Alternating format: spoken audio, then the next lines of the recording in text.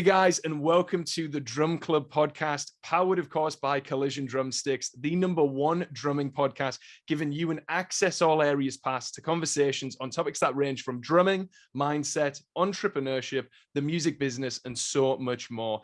Each week, we bring you exciting discussions featuring independent and signed artists, as well as speakers, touring and award-winning musicians, and of course, industry experts as well. So be sure to hit the subscribe button, keep up to date with everything that we've got when it comes to new videos, announcements, and exclusive Drum Club content. And don't forget to like and comment below your thoughts about our conversation today. This week on the Drum Club podcast, we are joined by none other than touring drummer, international artist, and mentor, Phil G. Originally from Austria, now based in Surrey, Phil is the drummer to the stars, working with Grammy Award-winning bands, acclaimed superstars, #1 and hit record bands such as Belinda Carlisle, Boney M, Go West, Paul Young, Nick Kershaw, Cutting Crew, Christa Berg, and many, many more as well. As always, you can find Phil on across social media as well as at his Instagram at Philip G Drums as well. But Phil, without further ado, I couldn't fit any more into that intro. Thank you so much for being here, and how are you? Hello, thanks. That was lovely. That was lovely. I mean, you're such an accomplished musician. How is it going your end? I bet you can't be busier right now with everything kind of coming off the back of the tour and such. Yeah, it's been good. It's certainly been nice to, after the last couple of years, to be able to get back to it properly and, start traveling again and just play shows and festivals. It's been really nice to be able to do that again. Also to see the people turning out at gigs, audiences. It's just, I think everybody missed it. So, it's great to get back to it and, do what we like doing. Absolutely. I am, again, no stranger to shows myself as well. I know we really bonded the times we've met over drumming and such as well, and had a chance to speak as well, kind of off camera. But, it's great to be back. I know many drummers at home watching, listening, feel the same way as well after the 2-3 years we had. Could Yeah. you maybe even start there, Phil, and walk us through kind of the last 2 years? When the pandemic hit 2019, 2020, where were you? What was going on? And what happened when the pandemic first hit for you and your music? Um, I remember one of the last shows I did before the pandemic hit, before the lockdowns were announced. I was in Lisbon actually with Cutting Crew. And it was, you could sort of hear all these rumors and stuff, and obviously you listen out to what's been said in the news, and it was all a bit, what's gonna happen, we don't know. And then, slowly you had like gigs being cancelled. Then the lockdown was announced. We were thinking, maybe a couple of months, but it just kept going on and on and on, and all the festivals were off, and then the tours started being cancelled, and it was just a nightmare really, because you're so used to doing what you do, and then all of a sudden it just stops, and there's nothing you can so very unusual situation for everyone in our business, and in fact across all businesses, and so, everyone was affected. Everyone's life just was put on hold. So yeah, scary. You don't realize, when you doing what we do, what we like doing, you almost like take it for granted. And, until it gets to a point where, all right, this is no more. So, what do it's very strange. Challenging times. Yeah. Of course, yeah. And I was going to ask, what did you do? I mean, we always kind of live and breathe by this saying within the Collision brand and within the kind of drum club, and that's pivot rather than pause. And whilst you maybe didn't pivot into another show or another tour, I'm certain there would have been some pivoting through that period, right? You would have had to have done something at least. What was going on with the bands, these major artists that you were working with? Was it convenient for some more than others? Did it work out in a way that was kind of both a curse and almost that kind of secret blessing, in the sense of, were you working on kind of putting down new material? Were there new tours being worked on? What was happening whilst kind of you were sitting back and kind of the stopness, kind of, or the pausing of the tours went down? Yeah, I don't think it was convenient for anyone, to be honest with you. I mean, I was quite lucky. I have a little studio where I record remotely, and early on in the lockdowns, everyone seemed to start being really creative and recording all this new music. So I had plenty to do, playing on people's music. Was also involved in an original project which we called Evoc, by a good friend of mine, which we made an album with, which I actually quite like. And then you must have been aware of all these lockdown videos that popped up. So we did a lot of that. Pete Cox, for example, out of Go West, the lead singer, he had a couple of those projects going. So there was stuff to do. People kept themselves busy, trying to be creative and kind of making the most of that time, I guess. I always have a list of different questions and different angles that obviously me and the team really work hard on, scripting out. And whenever we have an artist on like yourself, I always leave that kind of area to really start where you want to start. And I think it was only natural that we kind of touched upon the pandemic, because I know, again, from my experiences and also from working with many touring artists, that was a really big part of their life that just got put on hold. And I know so many people haven't had a chance to really share kind of their experiences around that, Phil. But I really appreciate you taking a moment and some time to really walk us through kind of what went down, how you made sure you kept moving forward. I'm so pleased you had the studio and that kind of creative space, and the likes of Yeah. Peter and obviously other individuals you work with and collaborate with, other musicians around the world, kind of these artists who always had something kind of moving forward as well. And yeah, these lockdown videos were fabulous. We'll try and include some as well in the comments section, in the description as well, for those drummers that are interested as well.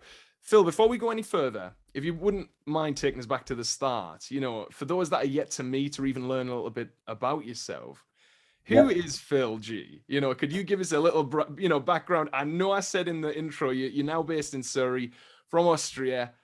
Could you take us back to the start as to how you got started in drumming, please? Yeah, sure. I mean, I grew up in a little village in Austria, literally a little village, almost a mountain boy. The mountains are just starting where I'm from.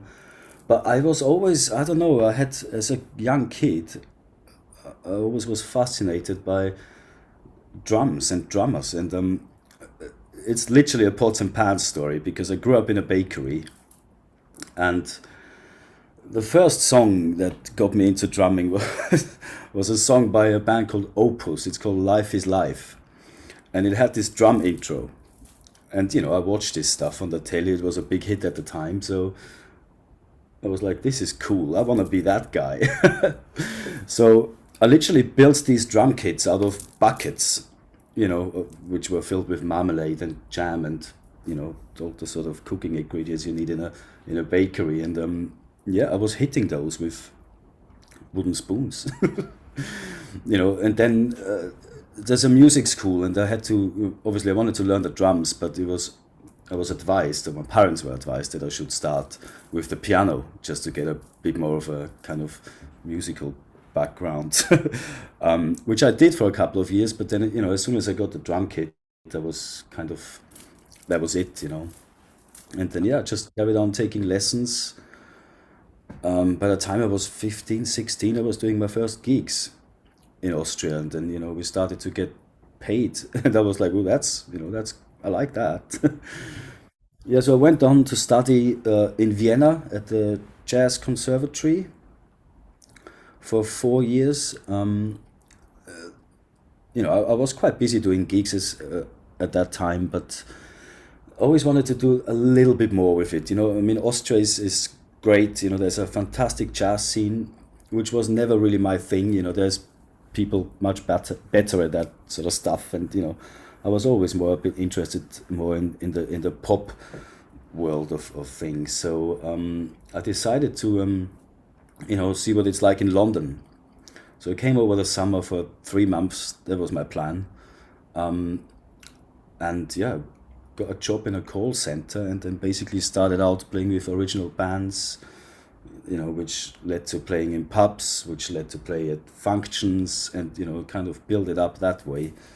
I went to an audition around that time, and I got the gig, and all of a sudden you get paid for rehearsals, which isn't anything I was used to in Austria. And I thought, I like that. And, 3 months turned into now, well, 18 years.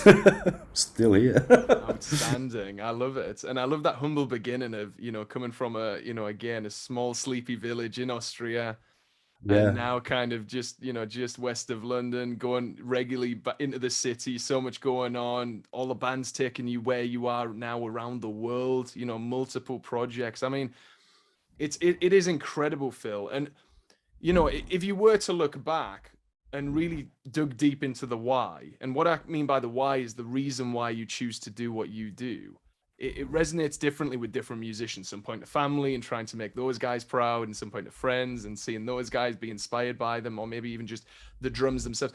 What would you say your why is if you had to reflect and really figure that out? Or it could be a Um, couple of things. What do you think it is to you? That's a difficult question. I just fell in love with it. I just wanted to be on a stage and play the drums to an audience. Make music with fellow musicians. It's just it's a I don't know. Don't think there's anything better to do. Yep. you know, No in better in my feeling. mind anyway. So yeah, I think it's just a big passion and love for it. That's incredible. Who at the very least, Phil, have been some of those drumming inspirations to you, or those kind of mentors that you've looked to, or again you've kind of consulted when you've needed some support and advice? Ooh, that's a good question. I mean, I don't know. I don't think I've ever really talked to anyone. I kind of always ended up doing my own thing. But drummers I looked up to. Back in the day, there was no internet. When we learned, so it was all like VHS tapes. And I remember a Buddy Rich concert where we had Veckel, Steve Gadd, and Vinny Colaiuta, and that was just incredible. Blew my mind. So yeah, I always kind of looked up to these guys. Yeah. Yeah. Not that Do I you, come anywhere near, but no, behave. No, you're a fabulous musician, and I encourage anyone who hasn't yet seen Phil in action. You will only need to go so far as the Collision Drumstick social media, because over the coming weeks we will be posting more and more content from Phil, and also Phil's again handle at Philip G Drums as well. I wanted to ask, when it came to obviously working with these amazing artists and various projects that you've got now, do you ever talk shop, or do you ever sit when you're in the van, or when you're kind of setting up and warming up? Do you ever have those conversations with those artists in the back room about their time in the industry, or kind of things that they've learned over the years, or tips or strategies or anything like that, Phil? Or is that just something that you just doesn't really happen when you're yeah, backstage? no, no, no, it does. It does absolutely happen, and especially, I mean, I'm quite interested in especially sort of their careers and how they came to make their records. For example, Go West, Pete and Rick have so many stories of recording all these drummers, like Vinny, Porcaro, Jim Keltner. They played on these records. So there's so many stories, which is just fascinating. Yeah, so there's a lot of chat about that. Yeah, I can Mainly imagine. about, yeah, How does it you know, feel to be able to kind of sit in that seat? That's some of the greats have sat in tracking these incredible records, number one hits, and for you now to have the gig and to have had the gig for so long, how does that make you feel to get up on stage, sometimes even nightly, to play some of the hits that you may have heard over the years on the rise, and certainly now we're very familiar with kind of the impact that the bands themselves have had on the fans throughout the years? yeah, it is a bit surreal. I mean, I listened to a lot of these bands when I grew up. So it's always a bit of a pinch me kind of moment. That was probably most severe when I worked with the Mechanics for a couple of years, and you're playing Genesis songs, and Mike Rutherford is smiling at you playing the guitar, and you're like, why am I here? So it is strange, but very enjoyable at the same time. Absolutely. And Yeah, I know the drummers who are listening and watching this at home are just, in awe and just on the edge of their seats, because a lot of these artists, they're first starting out, they're on the way, they're moving forward, they're on the journey, but they may not have had that big break yet, Phil, or they might not have had that opportunity to, get themselves into the industry a bit more kind of full-time on a full-time basis. Could you yeah. walk us through, that first artist that you really considered was the artist that helped kind of break you from humble baker boy back in Austria to kind of now, in London and, pursuing this career? What was that first break? Was it the Paul Young? Was it Peter and Go West? Was it Nick? Was it other artists and acts you've worked with? Well, it was in the UK. I think there was two sides to it. So I was stepping on a Go West tour years ago, and I also had to. It was like a multi-artist tour, so I also had to play with a band called the Christians from Liverpool. Again, I was only covering, and the Christians management introduced me to Roachford, who was looking for a drummer at the time. So I went to audition for Roachford. I ended up getting the gig. At the same time, I was offered the Go West gig, so it was a bit, I was able to juggle both. But then Andrew Roachford, before we even did the first rehearsal, asked me if I wanted to do a couple of gigs with the Mechanics later that month, and I was like, well, yes, of course, So I went to audition at a sound check. They were on a tour at the moment. It was quite funny actually. I turned up there and they sent me the live recordings, and Mike said, so which songs would you like to play? And I said, well, let's just start from the top of the show, being all a bit mouthy. And we did, and we played for the whole set, and it went great. And Mike turned around and went, this guy's great. We don't need a rehearsal. And I was like, that went well. And I went back into the dressing room, and the keyboard player turned up. You bastard, he said, you've done us on a payday. Because obviously there was no rehearsal. Naturally. So that, and kind of, yeah, then I ended up touring, with the Mechanics at the same time as with Roachford as Go West, who were touring with Nick Kershaw at the time. So it was a bit crazy, trying to juggle all these things without upsetting anyone, and keeping your foot in the door. But no, yeah. So that's how it began, and then with especially Go West and the whole 80s scene. There's a lot of these multi-artist shows. When you go to Australia, for example, on a tour, there'll be 4 or 5 artists, like as you say, Paul Young, Nick Kershaw, Cutting Crew. And then you get to play with all of them, and then when you come back, they get stuck for a drummer. It's natural that you might get a call to step in. So that's how that all happened. Fantastic. And Yeah. I think you've really found your spot where you really just shine, Phil, because I had the chance to see you even with another act that we're yet to mention, the Dole Foundation, and that's how we kind of got connected. And can you just elaborate on how that opportunity came about? Because Johnny is just a fabulous musician, and he's just Mr. Happy. The team is incredible. They made us feel very welcomed when we went all the way down to WOMAD 2022, and we had a star take over the seat for a little minute whilst you had a little break. But what was that? Again, opportunity. How did that come about? And again, your relationship with Johnny and the team. Yeah, same kind of thing. Actually, that happened before like the whole 80s thing started. I was again covering for someone. And I think the first gig I ever done with them was in Bahrain, of all places, which was great. And then I think the same year we did a little tour in Italy at the time. And then, yeah, just over the years, kept working with them. It's a brilliant band. I mean, if especially for drummers, it's, these Dole drums. I mean, you've seen it, there's 5 or 6 of them. It is so loud. So, for a drummer in the background, you have to play very loudly in order to try and keep it all together, which is a dream, really. Nobody's ever gonna complain that you're too loud.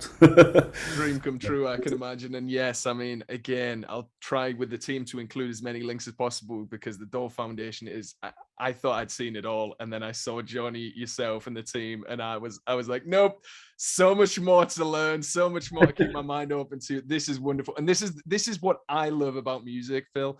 And you know, this is, I'm a fan first, just as much as you are. You know, we're there, we're in the moment. You said many of these acts you play with, you listened, you used to consume as a youngster coming up, cutting your teeth, you know. And it just makes you smile. It's that kind of feel good music. I think you've really kind of found that 80s blend with obviously the doll drums, and just you're living truly the dream. I did want to ask, because you've alluded to it, with Johnny and the Doll Foundation, you're playing very loud. To be able to go west and play kind of that 80s beat, that 80s vibe, and I've seen you do that live on stage, and obviously then to bounce over to Cutting Crew and so many various artists and acts. Versatility is very important. This kind of bounce back ability. You know, what Yeah. advice for drummers do you have out there when it comes to that? And has that been a skill that you've really had to learn on the job? Is that something that you were really kind of training for ahead of getting opportunities? Yeah, I think what it is, I mean, you know, when you start out, I think you can't be picky about what you do if you want to be seen and heard. You know, you have to. I mean, I always did everything. You know, I did any gig that came my way, regardless of what money it pays, or if there's no money, I would always just try and put myself out there. And you know, you get into situations where there's not much time to learn a set, and you know, you're just trying to just, you know, you have to be able to adapt quickly, I guess. And you know, that comes, you know, you learn that by doing, isn't it? And you know, playing in function bands, you know, I know some people might be turning their nose on playing at weddings, but you know, this is where you learn how, you know, how to learn songs quickly, because it's going to be different every time, and you just have to build up a repertoire. And you know, you've got 24 hours to learn a set. You know, you have to put yourself through all that, and you know, respect every gig in the same way. You know, it's no one's better than the other, you know. So yeah, in that way, you know, put yourself out there, and then you can start building your network, and you know, hopefully people call you back. It's the hope, isn't it? You know, and again, I love how humble you are, because you've done so much and been so many places, but it is that kind of foundation of just being a great drummer, being open-minded. Sounds to me at the very least that it's about understanding the music and the scope of the work as well, not overplaying, not underplaying, trying to get right where the artist wants you to be, but also being someone who you can have some kind of fun and enjoyment and pleasure with behind the scenes, off the back, you know, in the back room, you know, when you're waiting for the show, because really that's where most of the time is spent, right? On the road, you Oh know, yeah. traveling. I want to get to this because I'm sure you've got many, many stories from the road. And, you know, when you are in that kind of back room, or you are on the tour, you know, how have you found touring life, Phil? You know, has this been something that you've had to kind of, you know, grow to learn and appreciate the creature comforts of like your house? And then obviously when you're back on the road, it's like, oh, well, you know, it's only a few weeks, I'll grin and bear it. Or is there any memorable kind of moments and memories kind of from those experiences as a touring drummer? Um, well, I think I just love being on the road. I love traveling. You know, it certainly takes some getting used to, I guess, because you know, it depends. You know, if you're touring places like Canada or Australia, very big places, there's a lot of space in between gigs, so you know, you do end up with little sleep, and you know, a long flight every day. So you know, it's not for everyone. You know, it's important to sort of fit into the team you're traveling with. You know, because you're gonna be sort of stuck around the same people. So you know, it's, you know, just trying to be nice while you're tired. It's not always easy, but no, it's. I mean, I love it. I think I've just done it so much. It's, of course, after, you know, the pandemic, trying to get back into it when you know, sitting in your house comfortably for 2 years is, you know, a bit hard, you know, to adapt again. But no, it is good, and obviously, you know, you have a laugh if you're with the right people, and it's, you know, and then you get to play songs together. So there's not really much better. They're not feeling like it. I remember watching an interview that Peter had done when he played Rewind, and they had asked him kind of what it was like to come back, you know, years later and, you know, perform. And he was saying, you know, no feeling like it, and to have the fans, you know, singing these songs that you wrote all those years ago coming back, and, you know, just for you to be a part of their story as well. It must be really a privilege for you to be able to be kind of alongside those guys, kind of again 20, 30 years on, seeing the fans out on the stage in various territories around the world, singing back the hits and singing back the same songs in English, Yeah, remarkably, because whether it's Japan, Bahrain, it kind of, again, this idea of music creating no boundaries, it flows across the world, being the universal language. Have you exactly. really Yeah, seen that firsthand, Phil, traveling? yeah. No, absolutely. I mean, it is. Yeah, again, coming back to the pinch me moment, it is surreal, you know. Yeah, That's I do great. enjoy it. I wanted to ask as well, because you are a bit of an expert when it comes to creating kind of that 80s sound. And I know a lot of musicians are hunting for that right now, because it's kind of come, that revival, that repopularizing kind of nature of the industry and the cycles. They come back every 20, 30 years, old Yeah. meets new. What advice do you have for drummers specifically, and biggest tips, Phil, if you would, when it comes to those drummers looking to incorporate kind of that 80s sound, that style into whether it's an originals project, whether it's an originals track? What's some of the top tips? Phew, that's difficult. I mean, if you are playing live for an artist, you're obviously trying to recreate what you hear on the record, especially sound wise. 80s is a lot about big snare drums, isn't it? So, you try to get your tuning right to that place, the toms, same thing. I like a big sound. What I also did a lot when playing live is, you would get sent like a recent live cut from a show when you're learning stuff, so you can incorporate a bit of what the other people have been done before. But yeah, just listening, I think, is the most important thing. And then also trying to find your own sound a little bit. It's all good and well copying stuff, but you want to be individual, isn't it? I mean, that's what music is all about. Find your own voice. I love that advice as well. And a side question, but one of our team wanted to ask this, with each act you work with, you must have a favorite song to play, when you are playing live. When you're out with Nick, when you're out with Go West, when you're out with these artists, what are some of those favorite tracks from a couple of those artists that you play with, if you would? But with Go West, there's a song called SOS, which is great. It's really fast and not easy. I mean, none of the Go West stuff is easy to play. It's always challenging, but I love that in particular. I've got a little short clip of that intro on social media somewhere I can send you. Well, Nick Kershaw's just got great songs. I mean, there's no, there's nothing bad in there. Don Quixote was one of my favorites. It's got a bit of a Latino, you know, vibe to it, which is nice. Yeah, I mean, Cutting Crew, obviously, they've got the big hit, Died in Your Arms, which is always fun to play. Yeah, I don't know. I think just lucky that I get to play all these tunes, to be honest. It's crazy, isn't it, to be able to just bang out some of these absolute hits that you would often hear in the bar. Have you ever come across that, when you're in London and you're in a bar or something, and then one of the hits that you are taking out on the road playing with the band, comes on, you're like, there you go. Yeah, yeah, almost a bit annoying sometimes, isn't it? You're trying to get away from it. That's it. You want to be entertained and you can't help being the entertainer, right? I can imagine. Oh my gosh, yeah, such a great I point. remember I was learning years ago. I was learning a set for Kim Wilde, and I'm in my studio like prepping these songs, and I thought, okay, I better go and get a sandwich from the shop. And I opened the shop and I walk in, and kids in America blasts out of the radio, and I'm like, God help me. I just wanted a sandwich.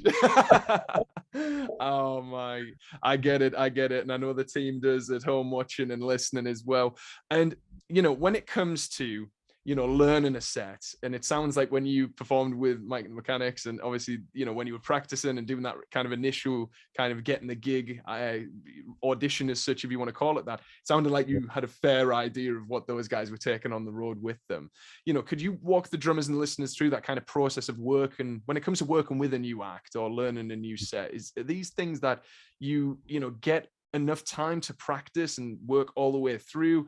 Are you sight reading anything on the day? You know, a combination of the two. Could you break that down for us, Phil?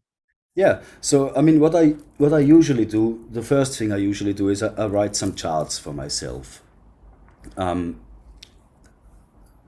Just to have a, it's because I do so many different things. It's almost impossible to do everything by memory. It's just it.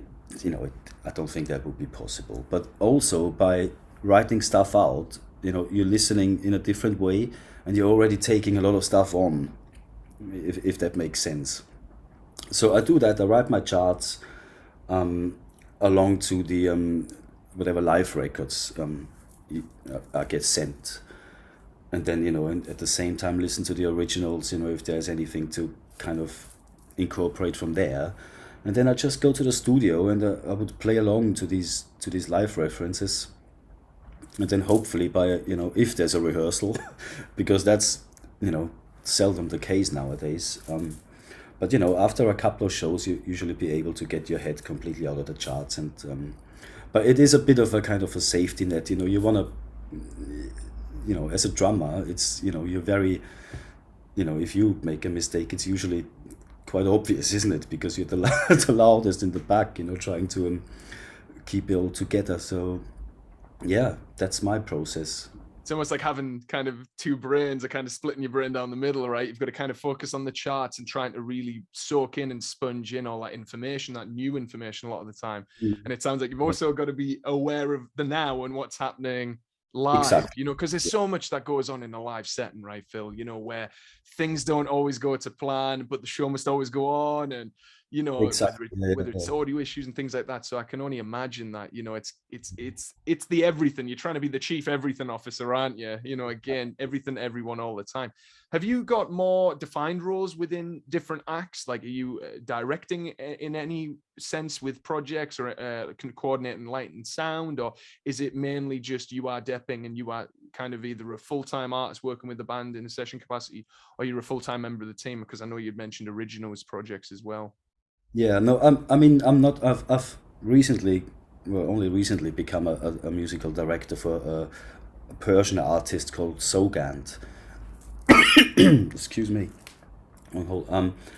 And that was a very short notice thing. We've just been to Turkey to do a couple of shows, and in that case, I'm kind of musically directing. I'm preparing all the backing tracks and stuff. I booked the band and so on. So that was a very different experience for me. In that case, the last thing I did was learn the songs, because I'm trying to put this whole thing together, and then the rehearsal is tomorrow. I better learn my own parts. Better get to it.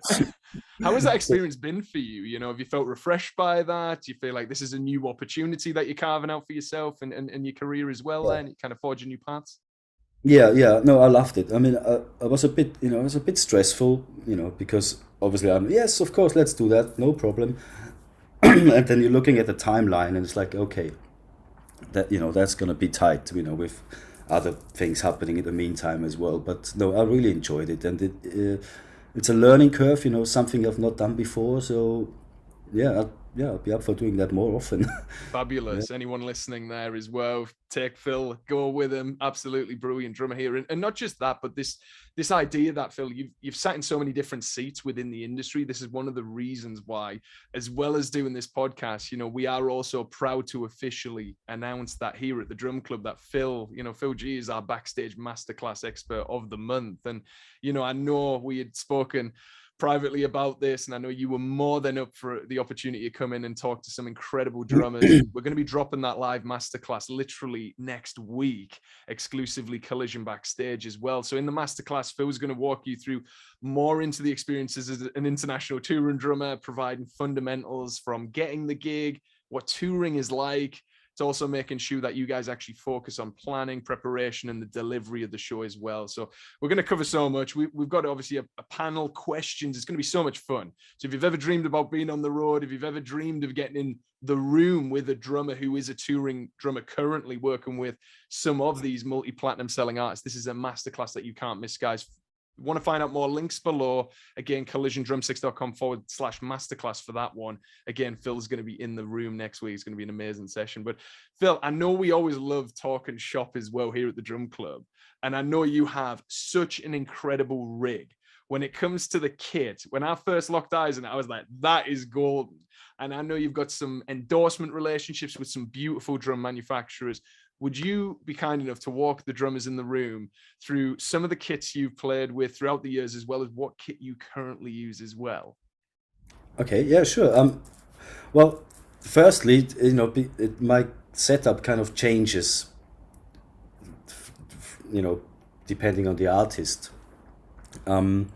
So, I mean, the drum company I work with closely is actually a one-man custom operation from Austria called Altobeat Drums, and I've been working with them for 20 years. That's a long time. It's a long time. So I've got various snare drums and drum kits from Georg, the guy who builds them in Vienna. It's really good stuff. I mean, my my go-to setup is usually just a 22 by 18 kick drum with 10, 12, 14 and 16 toms, and then from there I kind of build around whatever is needed. For Go West, I like to have a side timbali for some of these fills they had on their productions back in the day, which is good fun. Deeper side snares. I incorporate some electronics in my setup depending on, again, what it is. For example, with Sogand I've got a hybrid setup pretty much, which I don't use too often, but it's nice to experiment with that as well, and recreate some of the original sounds from the records. I used to have a gong drum in a Christa Berg setup. No way. Yeah, you have to be a bit careful not to but overdo it, because they only have that many channels. I can imagine, and I can I can imagine it gets a bit crazy on the stage floor when it comes to cable management and such, right? Yeah, exactly. Yeah, but it really depends on what the gig is. There's some gigs where really all that you just need two toms and a couple of cymbals. And I know a lot of people who just only have that regardless of the situation. But I like to mix it up a bit. I like that. I love the fact that you incorporate hybrid in some, and more, again, acoustic. You have timbale, you got deeper side snares. Again, it's it's not one kit for so many sessions or so many shows. It's a kit for each, and it sounds methodical. It sounds planned. It's the way I'm wired, and I think that is a tip and a tidbit that artists can take away with themselves today from this episode, is really just focusing on what the song or the set needs and serving that, rather than trying to have a Bosio setup or just a kick snare and a hat, when you could do with a couple of extra toms and maybe a couple of crashes. I know you've been using Istanbul, is that correct? And how are you getting how are you getting on with Istanbul, Matt? How are those cymbals, and what are you taking to the stage there? Yeah, I love them. They're great. I mean, I've got again, I have a big variety of cymbals. Again, just my basic setup would be the same, and then again, I play around with splash cymbals, little China cymbals, especially for the 80s. I love a China too, for these big 80s stabs, which we all know. And so different FX symbols, splashes. I can imagine maybe hats. You got crisp hats. You got to have that crisp sound, don't you, for the 80s? And I can imagine you can go trashy, right? Yeah, I can. Yeah, I'm actually, because of the music I play, I haven't got too many of those modern sort of effect symbols you can get now. Actually, you need to get some. There we go. It doesn't stop, does it, Phil? No matter how big you are, who you're on the show with, I have 5 kits right now. I'm trying to offload a few, so you can have a look at my FX kits and symbols as well, by all means. But I know it gets a bit crazy, so no, that's really good stuff. And I know we've been working behind the scenes on so much, and I know we're really proud as well, as well as announcing that Phil is joining, again, us on that wonderful masterclass. But for the last few months, I know you've been working really hard with us on, a partnership and structuring a phenomenal endorsement relationship with us here. And we are really proud to announce that Phil is our official Impact Collision drumsticks endorsed artist as well. And that to me, brother, is just a huge achievement. I know the team is so thrilled. We can't wait really to get started. The hard work is just beginning. But for you, Phil, how has the endorsement experience been? How was trying the different sizes and, just working with the team? How has that all been for you? Yeah, no, really great. I mean, you guys been great, just by, you know, getting in touch in the first place and, sending me the drumsticks. I love, I love the sticks. They're so durable. As I said to you, I think I actually broke one drumstick the other day, but that's after, when was WOMAD? It's a while ago. August or something, right? And you've been out on the road ever since, right? It's pretty Yeah, impressive stuff. exactly. Yeah, no, really, really good. I play 5 Bs. Yeah, it's been great. I mean, you guys, you've been, we've been in touch so much, haven't we, over the last few months, and working on moving forward. So now I'm really excited, and thanks for having me again. Absolutely. And again, Phil is going to be on our Impact tier, leading our wonderful roster of artists around the world. I know so many drummers are going to be thrilled to hear this partnership. And again, we are just so excited for the future. Working with us, Phil, is going to be a dream for us as much as it is for you. I wanted to ask, stick size is important. I know you've been trying a couple of sizes out. Why 5B, why 5BR? Why that kind of range of stick for you and the shows? Why does it need to be that particular size for you? It's interesting, isn't it? I used to play 5As for quite some time, and I remember being on a tour in Australia, and I broke a stick, and I went into my stick bag, and the stick comes out, and I was like, that feels different, and it was a 5B, and I have no idea how it ended up in my stick bag. It must have been the drum tech or somebody just leaving it there, but that just felt so much better. I like to feel having something to hold on to, if that makes sense. I need a bit of weight and just, you know, I what I get mean. it. When you see Phil play, you will understand what he's talking about because the sets are so dynamic and the set is just it's a monster. These shows that you're playing, you know, Mhm. 40, 50-minute, hour and a half long sets, you've got loads going on. Yeah. Again, rides to crashes to, again, splashes. Well, China is even, you were saying 18-inch China. You need a durable stick and you need something that's going to Oh, hold absolutely. up to that challenge and that task per show, Yeah. back to back, day to day, Yeah. which is Something a good. little, yeah, something a little heavier, like a 5B, also really helps. I find with the sound as well. You just get a bit more depth out of the drums. I like that Yeah. as well. Yeah, kind of with that power comes that great responsibility, right? To just make sure you're not keeping it too loud. Again, I'm Yeah, Chris and the exactly. team with the gong, but no, that's amazing. Phil, just as we begin to start wrapping up this podcast, and I know so many drummers will be, again, so grateful to just be a fly on the wall and just to be in this room with us, just listening and soaking all this information in. But I know that the work doesn't stop. And if you could just walk us through what are some of those big goals that you have for your music, over the coming weeks, over the coming months, what are you putting in, work in the studio? What is it you're working on right now that really is just exciting you and really making you look forward to many more years of playing? It's, I just would like to keep going as long as possible. I'm not too. I always said, from like early on, my goal was, to keep my head over water by making music. I think that's the bottom line. To anyone who wants to make a living from music, if you're able to pay your bills and by playing music, you are successful, to my mind. I agree. So I would just, as long as the calls keep coming in and we're able to travel, and then I'll be a very happy man. Well, let them continue because you are a fabulous drummer. Again, a phenomenal ambassador for our brand already in the work you've been putting in. And we're just so excited to see you grow and just many more years and many more successful years to follow, Phil. You've been brilliant. I appreciate this, my friend. But for those drummers who, again, want to learn more, want to connect with you, hopefully after watching this, they're going to be on the edge of their seat and they want to just kind of give you a follow and just kind of find out more, where's the best kind of reference point to point them to? Well, I've tried to be active on Instagram, mainly. I don't know, I like Instagram pictures and videos, isn't it? And there's so much material out there. I mean, you just have to type in hashtag drummer, and you keep yourself occupied for the foreseeable. That you do. So yeah, no, head over to Instagram. I'll try to put more content on there and hopefully get some videos done and stuff. So Love I think that. that's great.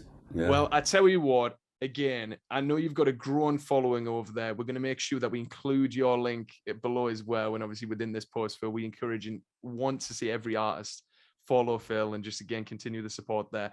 Phil, one final question. It is a tradition. And I know, again, you wouldn't, again, let me go without asking you this, but our slogan at Collision is impact your sound. And for those drummers at home, impact your sound can mean so many different things to so many different drummers. But what does impact your sound mean to you, Phil, when it comes to your music, when it comes to shaping your music? How do you make sure you impact your sound? Well, keep working on it. It's a difficult question, isn't it? But once you've got to.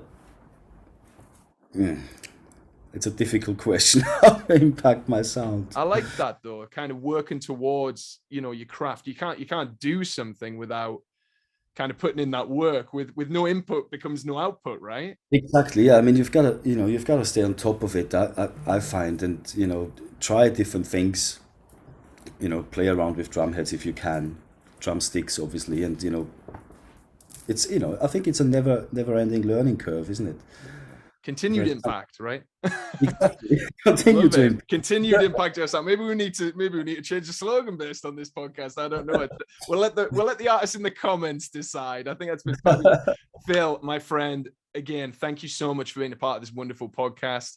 We really appreciate it. Absolutely. And for those drummers at home, if you've enjoyed what we've talked about today, we've gone into the thick of it. We've covered so much here today. Again, we really appreciate Phil's time. We're looking forward to that masterclass, and we hope to see many of you there. But again, be sure to subscribe, like, comment, stay up to date, because you don't want to miss a thing here at the Drum Club as well. From me and the team, and Phil, thank you for joining us. Stay safe. Take care. See you. See you guys.